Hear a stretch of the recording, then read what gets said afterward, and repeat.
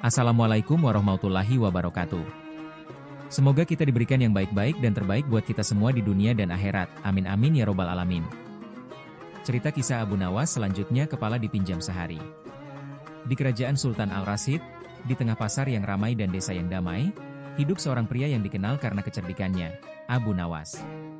Tidak ada masalah yang terlalu sulit bagi Abu Nawas.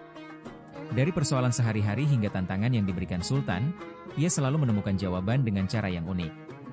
Orang-orang datang kepadanya bukan hanya untuk meminta nasihat, tetapi juga untuk melihat bagaimana ia menaklukkan masalah dengan kecerdikan dan humor yang khas. Setiap pagi, Abu Nawas duduk di depan rumahnya, menyeruput teh hangat sambil berbincang dengan penduduk desa. Ia tidak pernah meminta penghormatan, tetapi tanpa ia sadari, setiap kata yang diucapkannya menjadi petuah yang dipelajari orang-orang. Namun, suatu hari, seorang pengawal istana tiba di depan rumahnya dengan ekspresi serius. Abu Nawas, Sultan ingin meminjam kepalamu selama sehari. Penduduk desa yang mendengar berita itu terdiam. Mereka mulai berbisik-bisik, apa maksud Sultan? Bagaimana mungkin kepala seseorang bisa dipinjam? Abu Nawas tersenyum kecil, meneguk teh terakhirnya. Meminjam kepala? Wah, ini pasti bakal menarik. Di istana, Sultan Al-Rasyid duduk dengan penuh semangat, dikelilingi oleh penasihat dan pejabat istana. Abu Nawas, kata Sultan, kerajaan sedang menghadapi banyak masalah, tetapi aku yakin bahwa kepalamu penuh kebijaksanaan yang bisa menyelesaikan semuanya. Maka, aku ingin meminjam kepalamu sehari penuh. Para pejabat tertawa kecil. Mereka tahu Sultan sangat menghormati kecerdikan Abu Nawas, tetapi kali ini permintaannya terdengar mustahil. Paduka, kata Abu Nawas dengan senyum nakal, kalau kepalaku dipinjam, bagaimana aku akan berpikir? Sultan mengangkat bahunya. Aku tidak tahu. Tetapi kau harus mencari cara agar kebijaksanaanmu bisa digunakan oleh istana tanpa perlu kepalamu sendiri. Penduduk desa mulai membicarakan masalah ini. Bagaimana mungkin seseorang meminjam kepala orang lain? Bisik mereka. Mungkin Sultan ingin Abu Nawas menyerahkan semua pikirannya? Atau mungkin ini hanya ujian kecerdikan? Apapun itu, Abu Nawas tahu bahwa ini adalah tantangan yang harus ia selesaikan. Abu Nawas memahami bahwa jika ia tidak menemukan jawaban atas permintaan ini, ia bisa kehilangan reputasi dan kepercayaan Sultan. Baiklah, Paduka, katanya, beri aku waktu 3 hari untuk menemukan cara meminjamkan kepalaku. Sultan setuju, tetapi tetap mengingatkan, jika kau gagal, kau harus tunduk pada perintahku. Hari pertama, Abu Nawas berbicara dengan para ilmuwan istana. Bagaimana cara seseorang berbagi kebijaksanaan tanpa kehilangan kepalanya? Para ilmuwan terdiam, lalu salah satu dari mereka berkata, mungkin dengan mengajarkan sesuatu kepada orang lain? Hari kedua, Abu Nawas bertanya kepada penjaga istana. Apa yang terjadi jika seseorang kehilangan kepalanya? Apakah ia masih bisa berpikir? Seorang penjaga menjawab, tentu tidak. Tanpa kepala, seseorang tidak bisa berpikir. Jawaban itu semakin memperjelas bahwa kebijaksanaan bukan sesuatu yang bisa dipindahkan secara fisik, tetapi sesuatu yang harus dipahami dan diwariskan. Namun, Sultan tetap bersikeras. Aku ingin kepalamu, Abu Nawas. Abu Nawas harus menemukan solusi sebelum fajar esok hari. Abu Nawas mencoba berbagai cara, tetapi tidak ada yang berhasil. Ia berpikir, jika aku menyerahkan kepalaku, itu berarti aku kehilangan akalku. Tetapi jika aku tidak memenuhi permintaan Sultan, aku kehilangan kepercayaan rakyat. Ia harus menemukan cara yang tidak hanya memenuhi permintaan Sultan tetapi juga mempertahankan kehormatannya. Tengah malam, Abu Nawas duduk di rumahnya dengan satu lilin menyala, memikirkan jawaban. Lalu, tiba-tiba, ia mendapat ide. Kalau Sultan ingin kebijaksanaanku, maka aku harus memberinya kebijaksanaan tanpa kehilangan kepala. Pagi hari ketiga, Abu Nawas datang ke istana membawa sebuah kotak kayu kecil. Paduka, katanya sambil membungkuk, hari ini aku akan memberikan kepalaku kepada kerajaan selama sehari penuh. Sultan tampak terkejut tetapi juga penasaran. Bagaimana kau akan melakukannya? Dengan hati-hati, Abu Nawas membuka kotak kayu itu. Di dalamnya terdapat buku tebal berisi tulisan-tulisan nasihat dan pemikiran bijak yang telah ia kumpulkan selama bertahun-tahun. Paduka, katanya, kepalaku tidak bisa dipinjam, tetapi kebijaksanaan yang ada di dalamnya bisa dibagikan. Maka, aku memberikan isi kepalaku kepada kerajaan selama sehari penuh dalam bentuk tulisan ini. Sultan membaca tulisan-tulisan itu dan tersenyum. Setiap nasihat begitu mendalam dan penuh pemahaman. Abu Nawas, ini lebih berharga daripada sekadar meminjam kepalamu. Kau telah memberikan kebijaksanaanmu kepada kerajaan tanpa harus kehilangan kepalamu. Sultan, terkesan dengan kecerdikan Abu Nawas, mengumumkan bahwa kebijaksanaan seseorang bukanlah sesuatu yang bisa diambil, tetapi sesuatu yang bisa dibagikan kepada dunia. Sebagai penghormatan, Sultan memberikan Abu Nawas hadiah besar dan membebaskannya dari pajak selama setahun penuh, sesuai dengan janjinya. Penduduk desa yang awalnya bingung kini tertawa dan semakin menghormati Abu Nawas. Pelajaran dari cerita ini. 1. Kebijaksanaan bukan sesuatu yang bisa diambil atau dimiliki, tetapi sesuatu yang harus dibagikan. 2. Masalah besar selalu bisa diselesaikan dengan pemikiran yang kreatif dan akal sehat. 3. Humor dan kecerdikan bisa menjadi alat yang ampuh untuk menghadapi tantangan hidup. Dan seperti biasa, Abu Nawas membuktikan bahwa kecerdikan bisa mengalahkan segala tantangan.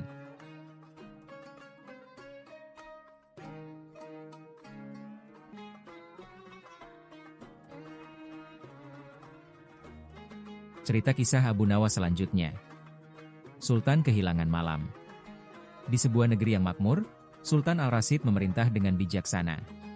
Rakyat hidup sejahtera, pasar selalu ramai, dan kehidupan berjalan tanpa hambatan besar. Abu Nawas, pria cerdas yang terkenal karena kecerdikannya dalam menghadapi berbagai tantangan, menikmati hari-harinya dengan santai. Ia sering duduk di depan rumahnya, berbincang dengan penduduk desa, dan berbagi nasihat yang selalu syarat kebijaksanaan. Namun, suatu hari, kegemparan besar melanda kerajaan. Malam tidak datang. Matahari yang seharusnya tenggelam tetap berada di langit, menyebabkan seluruh negeri terang benderang tanpa jeda. Penduduk mulai panik. Apa yang terjadi? Mengapa malam tidak datang? Sultan, yang merasa bertanggung jawab atas keseimbangan kerajaan, mencari penjelasan.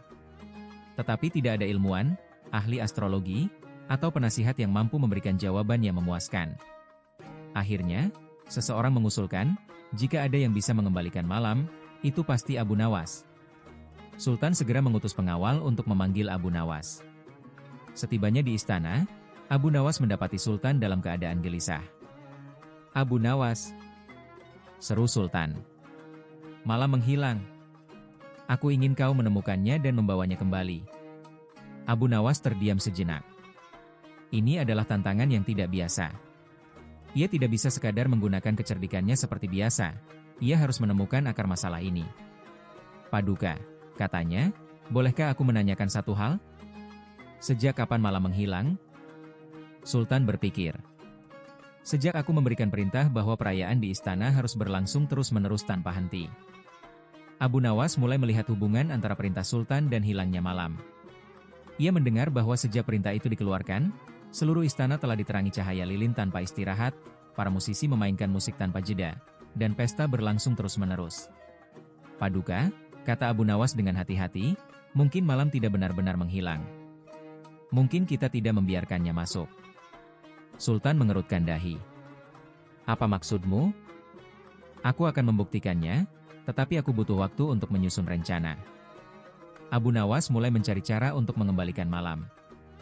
Hari pertama, ia mengunjungi para penjaga kota dan bertanya bagaimana kondisi langit saat mereka berjaga.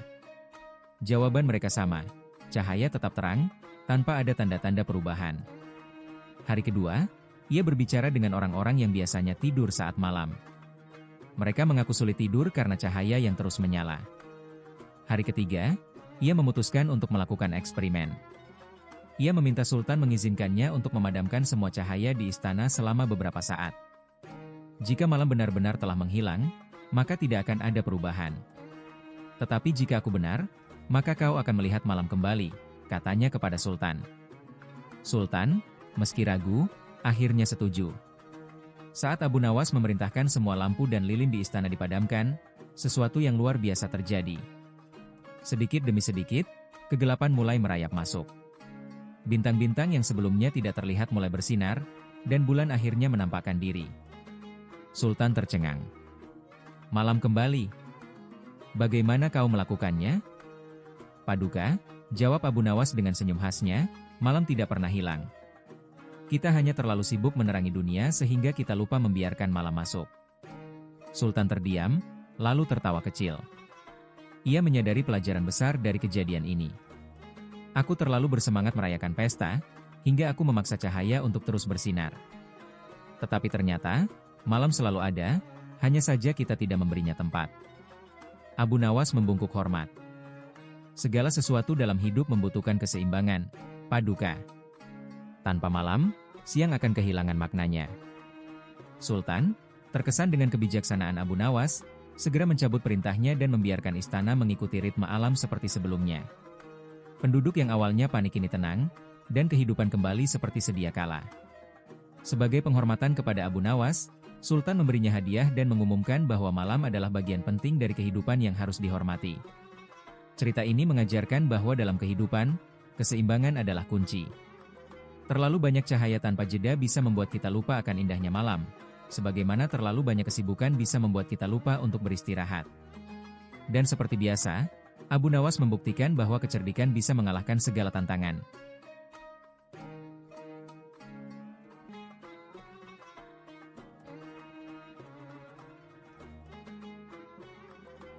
Kisah cerita Abu Nawas selanjutnya rahasia kambing ajaib Abu Nawas. Di negeri Sultan Al-Rasyid, kehidupan rakyat berjalan dengan tenteram. Pasar ramai dengan pedagang yang menawarkan hasil bumi, anak-anak berlarian di ganggang sempit, dan para tetua duduk di bawah pohon besar sambil berbincang tentang kehidupan. Di antara mereka, ada satu sosok yang selalu menarik perhatian, Abu Nawas. Ia adalah pria dengan kecerdikan luar biasa dan kejenakaan yang membuat orang kagum sekaligus tertawa. Dengan kemampuannya dalam mengatasi masalah dengan cara yang unik, ia menjadi orang yang selalu dicari saat ada permasalahan pelik. Setiap pagi, Abu Nawas duduk di depan rumahnya, menikmati teh hangat sambil mendengarkan keluh kesah rakyat. Tetapi pagi itu, seorang petani tua berlari ke arahnya dengan wajah penuh kecemasan.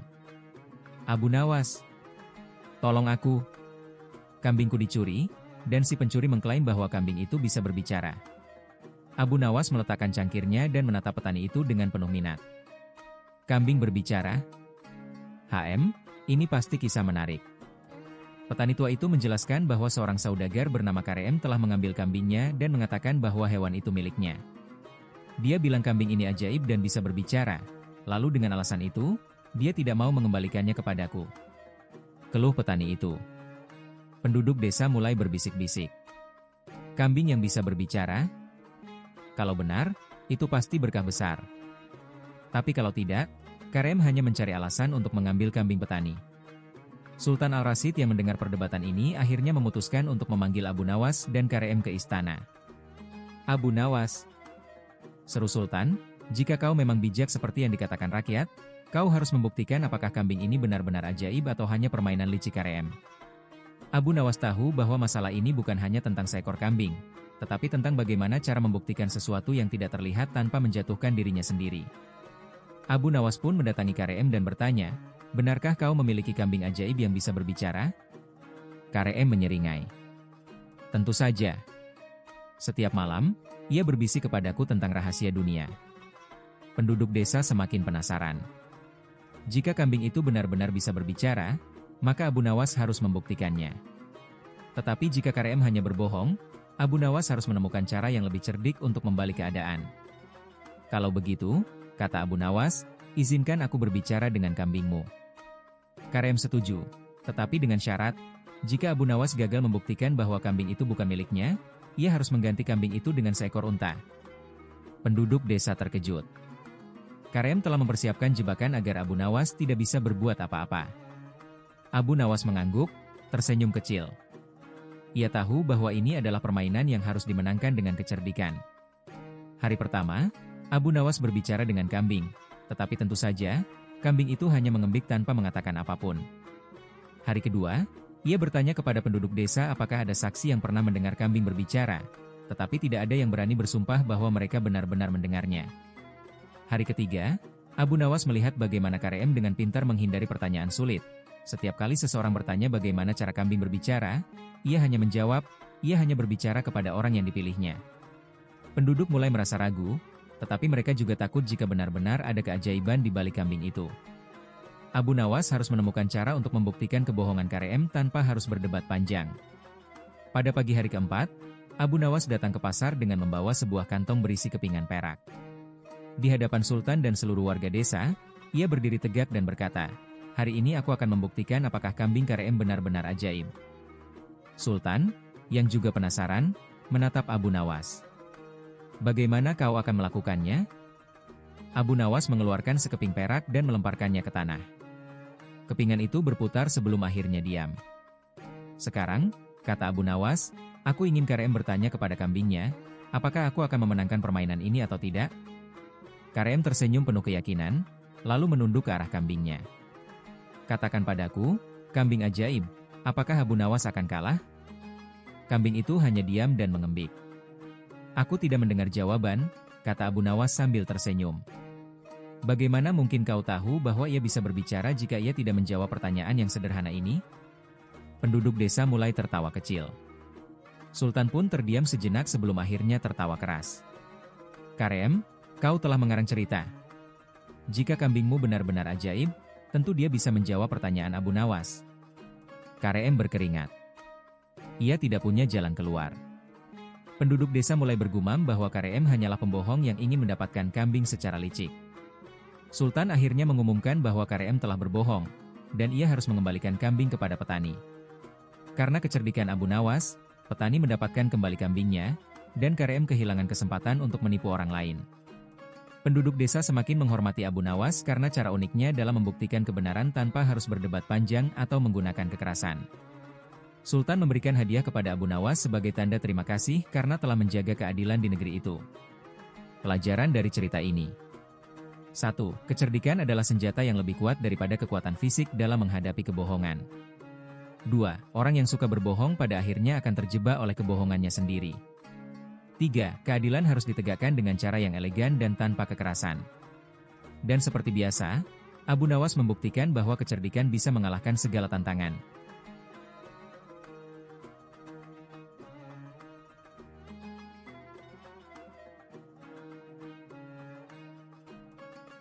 Cerita kisah Abu Nawas selanjutnya, raja terjebak kebohongan sendiri. Di kerajaan Sultan Al-Rasyid, kehidupan rakyat berjalan dengan damai dan makmur. Pasar dipenuhi hiruk-pikuk pedagang yang menjajakan barang dagangan mereka, anak-anak berlarian bermain dengan riang, dan para tetua duduk di bawah pohon sambil berbincang tentang kehidupan. Namun, di balik segala kesejahteraan, ada satu sosok yang selalu menjadi bahan pembicaraan: Abu Nawas. Pria ini tidak hanya terkenal karena kecerdikannya yang luar biasa, tetapi juga karena kejenakaannya dalam menghadapi masalah. Ia selalu menemukan solusi yang unik dan tak terduga. Pada suatu pagi, di istana yang megah, Sultan Al-Rasyid duduk di taman kerajaan bersama para penasihatnya. "Aku adalah pemimpin yang paling jujur di negeri ini," kata Sultan dengan nada bangga. Para penasihat mengangguk, tidak berani menyanggah perkataan Sultan. Namun, seorang penasihat yang gemar mencari perhatian berkata, "Paduka, apakah benar Anda tidak pernah berbohong sepanjang hidup?" Sultan, yang terbawa suasana, tanpa ragu menjawab, "Tentu saja. Aku tidak pernah berbohong dalam hidupku." Ucapan ini terdengar keras dan jelas di seluruh istana. Dalam waktu singkat, rakyat mulai membicarakan pernyataan tersebut. Benarkah Sultan kita tidak pernah berbohong? Apakah ada manusia yang tidak pernah berbohong sama sekali? Perbincangan di antara rakyat semakin memanas. Sebagian percaya bahwa Sultan memang pemimpin yang jujur, tetapi sebagian lagi mulai meragukan pernyataan tersebut. Para pedagang di pasar berdebat. Jika Sultan benar-benar tidak pernah berbohong, bagaimana kita tahu bahwa setiap perintahnya selalu benar? Benarkah tidak pernah sekalipun ia menyembunyikan sesuatu? Berita ini menyebar cepat, dan akhirnya rakyat mulai mencoba menguji kejujuran Sultan dengan berbagai cara. Suatu hari, seorang anak kecil dari desa datang ke istana dan bertanya langsung kepada Sultan. "Paduka, apakah benar Anda tidak pernah berbohong?" Sultan yang awalnya yakin mulai merasa ragu. Namun, demi menjaga harga dirinya, ia tetap menjawab, "Benar, anakku. Aku tidak pernah berbohong." Anak itu tersenyum dan bertanya lagi, "Kalau begitu, bisakah Anda berjanji bahwa besok hujan akan turun?" Sultan terdiam. Penasihat dan pejabat istana yang mendengar pertanyaan itu mulai saling berpandangan. Bagaimana mungkin seseorang bisa berjanji tentang hal yang tidak bisa ia kendalikan? Bisik seorang penasihat. Sultan mengangkat dagunya, mencoba tetap tenang.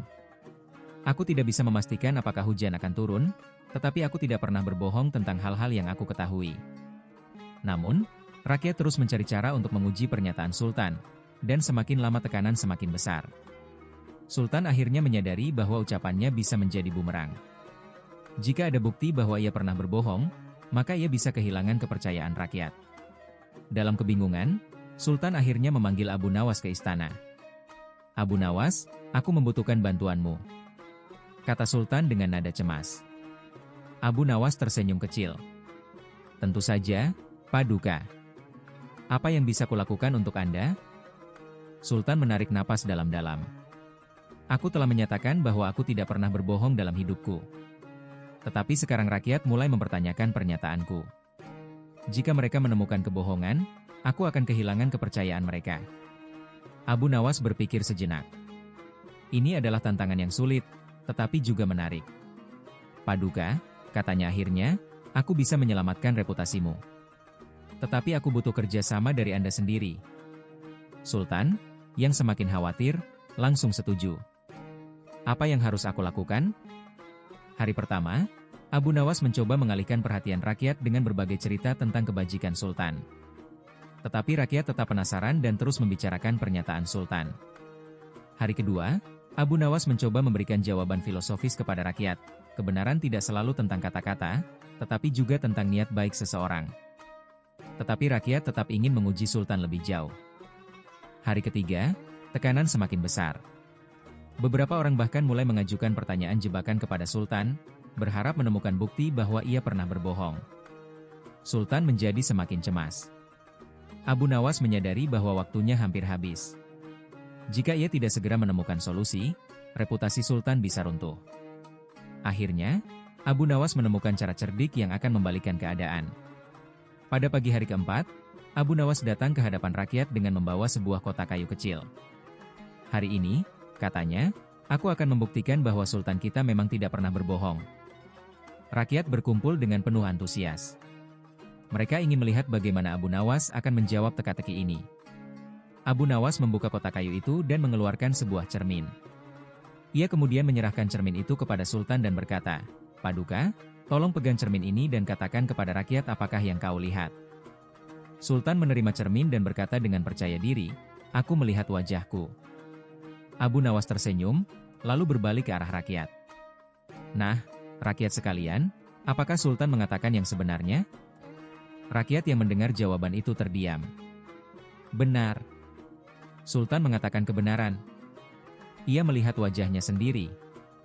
Tiba-tiba, semua orang tertawa. Mereka menyadari bahwa Abu Nawas telah membuktikan bahwa Sultan tidak berbohong, tetapi dengan cara yang begitu sederhana dan cerdas. Sultan pun ikut tertawa. Ia akhirnya mengerti bahwa tidak ada gunanya bersikeras bahwa ia tidak pernah berbohong. Tetapi cara Abu Nawas menyelamatkan situasi membuat rakyat puas dan kembali percaya kepadanya. Rakyat menerima bahwa pernyataan Sultan tidak perlu diuji lebih jauh. Yang lebih penting adalah bagaimana ia memerintah dengan kebijaksanaan dan keadilan. Sebagai penghargaan, Sultan memberi Abu Nawas hadiah besar dan mengumumkan bahwa kejujuran bukan hanya tentang kata-kata, tetapi juga tentang niat baik dan tindakan nyata. Penduduk desa yang awalnya bingung kini tertawa dan semakin menghormati Abu Nawas. Pelajaran dari cerita ini. 1. Kebijaksanaan bukan hanya soal menghindari kebohongan, tetapi juga tentang bagaimana memahami situasi dan menemukan solusi terbaik. 2. Tidak ada manusia yang sempurna, tetapi lebih penting dari sekadar kata-kata adalah tindakan nyata dan integritas seseorang. 3. Humor dan kecerdikan bisa menjadi alat yang ampuh untuk mengatasi masalah tanpa menimbulkan konflik. Dan seperti biasa, Abu Nawas membuktikan bahwa kecerdikan bisa mengalahkan segala tantangan.